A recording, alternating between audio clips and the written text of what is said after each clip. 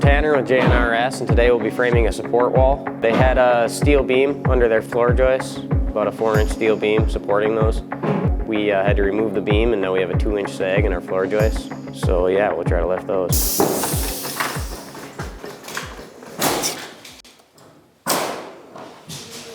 So right now what I'm working on is I need to make sure all of these floor joists are flat, so we have a nice working surface for all of our finishing, drywall or whatever. So what I did is pulled my string line. It's 1.5 inches below my rim joist on each side. So that way I can just pull a measurement on each floor joist right where it breaks, where my support wall is going to be, and pull 1.5 inches to my line, and then brace it to there and frame my wall under it. And it should keep it all perfectly flat. So I've been lifting with the bottle jack and adjusting all this bracing and support posts.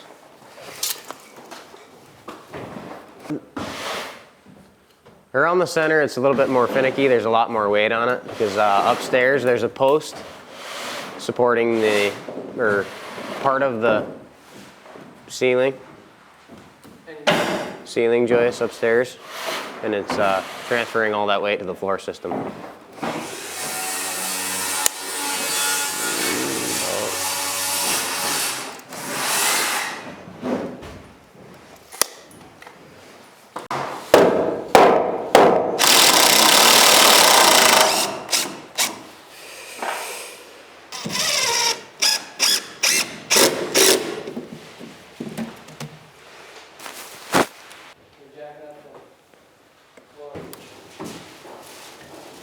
Yeah, didn't change a thing, so we'll have to adjust.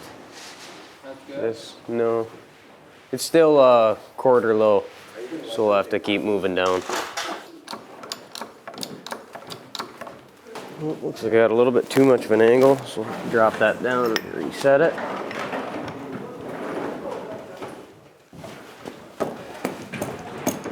Just a little better. I don't want it to snap out on me. Slip out.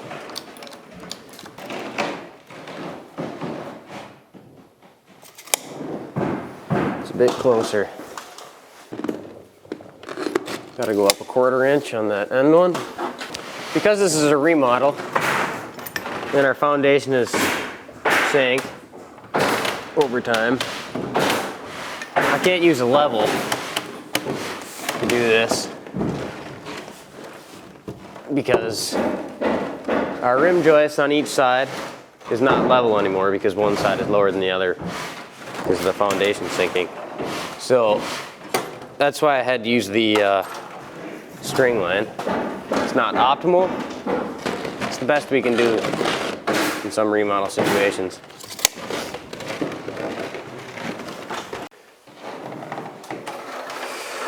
Okay.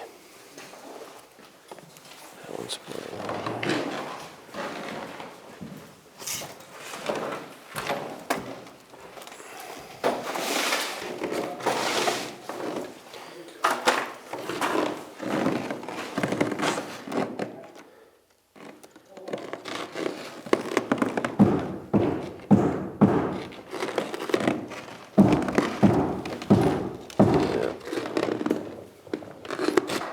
So we weren't able to get every floor joist to 1.5 inches.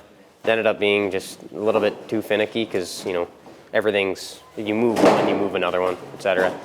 So the other option, the other thing we can do is just measure to our line for our stud length, frame our wall on the ground, and then just pound it in so that our wall will jack the whole floor system up. And then it should end up exactly where we want it. So we frame our wall here. We're just going to go probably go 6 inches off that rough opening. And we'll just pull it back another 3 inches from this where we cut off the plate. Then we'll frame our wall next to that. The wall should clear, but we might want to cut this off shorter because all of this is supported by this floor joist here where it's blocked off. All all of these joists are. So we can cut this, our temporary beam off here.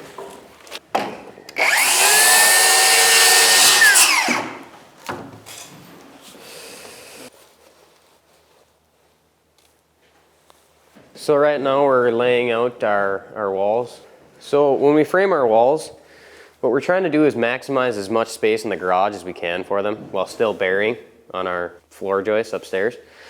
So what we ended up doing was moving this wall as far over as we can, so we still have 3 inches bearing.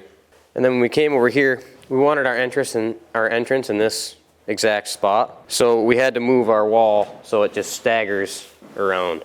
So we still have, you know, as much garage space as we can, and we can still fit our wall in and have this opening right here.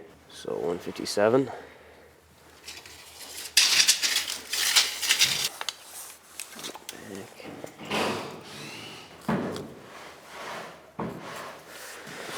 Okay, we've got all the marks on the floor. Let's start snapping lines.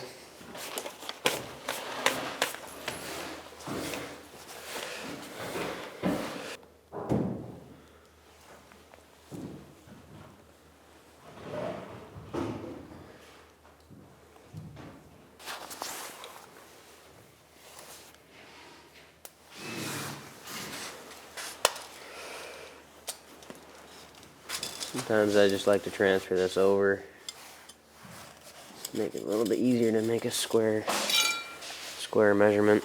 Make sure you don't go too far. Okay, so since we've got this stagger here from the 2x4 wall to the edge of the block, I set my laser up so I could accurately measure how much longer my top plate has to be than my bottom plate.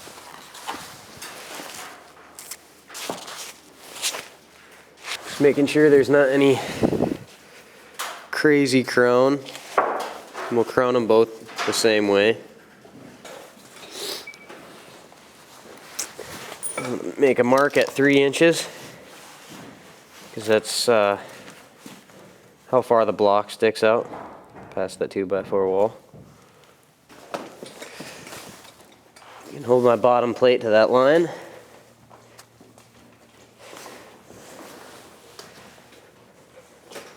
Screw it together. And when I lay it out, all of the framing will be level. Plumb, actually. All of the framing will be plumb. So I'm going to start pulling 15 1/4. The way I like to do layout is just pull that 15 1/4. Put some kind of fastener in to measure off of, so I can just make it easy. 16.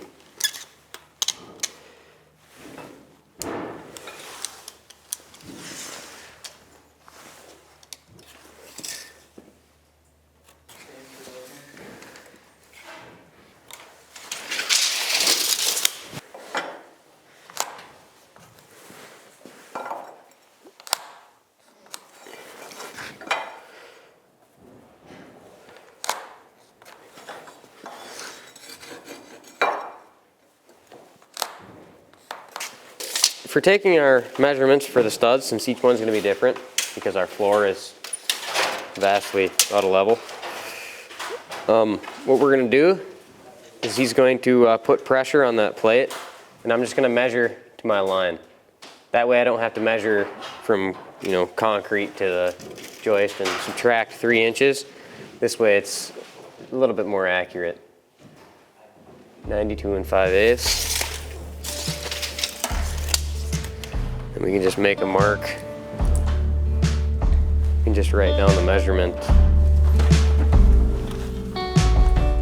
93 1/4.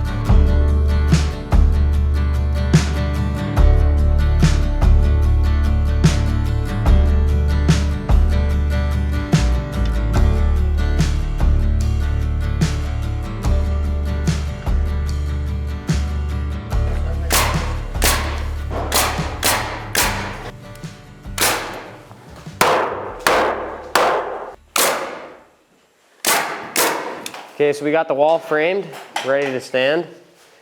So we're gonna need to attach the bottom plate. What we'll do is we'll glue it with some subfloor adhesive, and then we'll also either Tapcon or concrete nail. We don't want to be embarrassed and say that 3 men over there.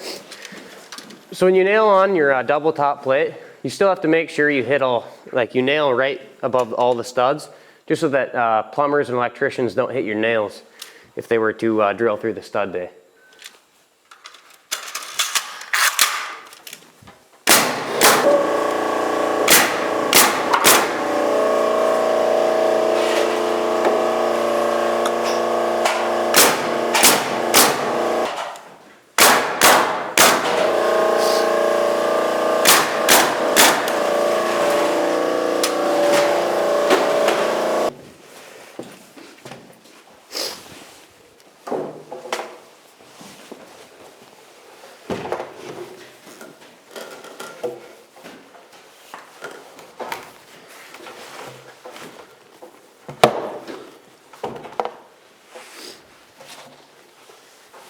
Great.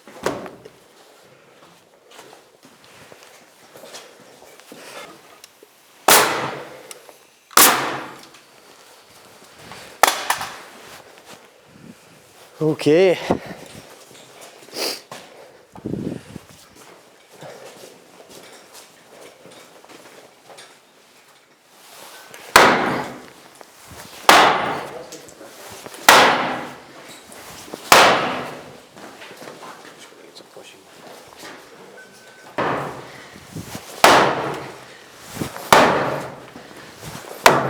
Oh, bound to happen eventually.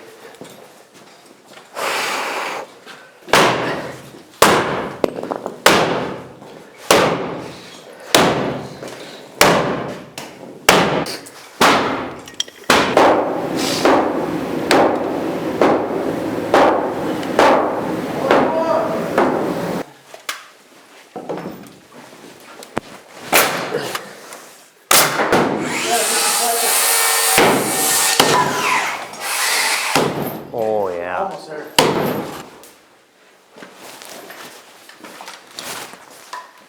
So to tack down the bottom plate to set the wall, we've got it glued, and now we want to use our 22 Hilti concrete nailer to fasten it to the concrete.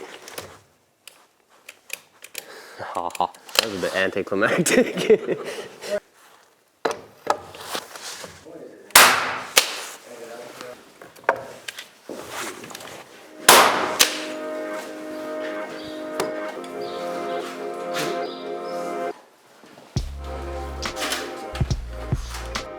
So we finished up our support wall under these floor joists. It was a little bit more challenging than we had expected, just because we had to lift, another ½ inch or so as we were putting the wall on. We just ended up jacking it up, pounding it in to lift the joists up to where we wanted them. And now we'll be moving on to the rest of our interior framing.